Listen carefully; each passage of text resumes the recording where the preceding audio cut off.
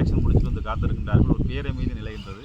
இந்த சூழ்நிலையில் முகப்புத்தகங்கள், Facebook, Instagram, அதுக்கப்புறம் யூடியூபர்ஸ், கருத்து கணிப்பு புலிகள் எல்லோருமே காத்திருங்கள். நாளைக்கு ஈவினிங் வந்து எக்ஸிட் போல் வந்துடும். மேற்கு வங்கத்தில் வந்து பார்த்திங்கன்னா எலெக்ஷன் முடிஞ்சதுக்கப்புறம் நாளைக்கு வந்து ஒரு எக்ஸிட் போல் வந்துடும்.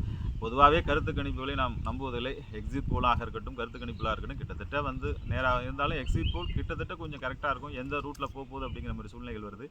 இருந்தாலும் இந்த சமூக வலைதள வளர்ச்சி புரட்சியில் அதிகமாக விஜய்னு உங்கள் விஜய்னு எங்கே பார்த்தாலும் விஜய் அலை ஓஞ்சிக்கிட்டு இருக்க மாதிரி கன்னியாகுமரியிலேருந்து கோயம்புத்தூர் ஆரம்பித்து சென்னை வரலும் எல்லோருமே ஒரு அலையடித்து ஓய்ந்த மாதிரி தான் இருக்குன்ட்டு முகப்புத்தகங்கள் அந்த மீடியாக்கள் மிகைப்படுத்துகின்றதா என்பது தெரியவில்லை. ஆனால் அங்கே 60 ஓட்டு வந்துருச்சு, இங்கே 100 ஓட்டு வந்துருச்சு, இங்கே 10 ஓட்டு வந்துருச்சு அப்படிங்கிறது. எங்களுடைய பூத்துலேயே ஒட்டுமொத்த பூத்துலேயே வந்து பார்த்திங்கன்னா ஒரு 2000 ஓட்டு இருக்கிற இடத்துல ஆளுங்கட்சியும் புலம்பினார்கள், எதிர்கட்சியும் புலம்பினார்கள். ஒரு 200 ஓட்டு விஜய்க்கு போயிடுச்சு, இளம் வாக்காளர்கள்லாம் போயிட்டாங்கன்னு. ஆகவே நண்பர்களே, இது வந்து ஒரு புதிய ஒரு விஷயம் இல்லை.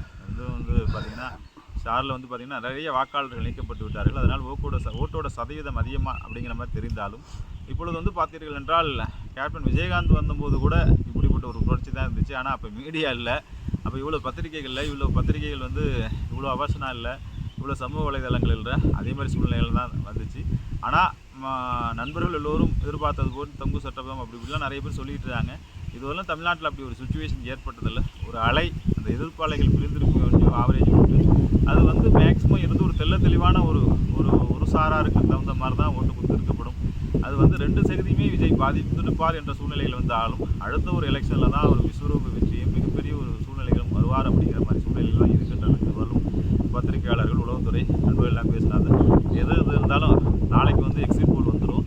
இது வந்து இந்த இப்போ பேசப்பட்ட பேச்சுக்கள் வந்து கேப்டன் விஜயகாந்த் இருந்த காலத்திலே இப்படி ஒரு சூழ்நிலைலாம் இருந்துச்சு. இருந்தாலும் இப்போ கொஞ்சம் ஒரு 5% 4% முன்ன இருந்தாலும் இது வந்து ஒரு பெரிய டிசைடிங் ஃபேக்டராக வரும் அப்படிங்கிற மாதிரி ஒரு 30லேருந்து 120 தொகுதியில் வருமே ஒழிஞ்சு மற்றபடி அவரவர்களுடைய வாக்கு அவரவர்களுக்கு சென்றிருக்கின்றது அப்படிங்கிற மாதிரி சூழ்நிலை வந்து இளமட்டங்கள் யாரை கேட்டாலும் விசில்னு. ஆனால் ஸ்ட்ராங்காக சொன்னாங்களா ஊத தள்ளிட்டாங்க. இதை நான் வந்து எலெக்ஷன் வரதுக்கு ஒரு 10 நாளைக்கு முன்னாடியே சொல்லி கொண்டு வந்தேன். விஜய் சாதாரணமாக நிறுத்தி விடாதீர்கள், ஆளுங்கட்சியும் எதிர்கட்சியும் கொஞ்சம் ஜாக்கிரதையாக இருக்க வேண்டும் என்ற சூழ்நிலையில் தான். இருந்தாலும் புத்தம்புது களம், புத்தம்புது சூழ்நிலை, புத்தம்புது வானம், புத்தம்புது எலெக்ஷன் களம் அப்படிங்கிற மாதிரி இருந்தாலும் நாளைக்கு ஈவினிங் 7 மணிக்கு மேலே நீங்களும் எதிர்பார்த்து கொண்ட எக்ஸிட் போலில் ஓரளவுக்கு கணித்து விடலாம் அப்படிங்கிற சூழ்நிலையில் இன்னும் ஒரே நாள், இந்த ஒரு நாளில் உங்களுக்கான விஷயங்கள் எல்லாமே தெளிவாகிவிடும் என்று சொல்லி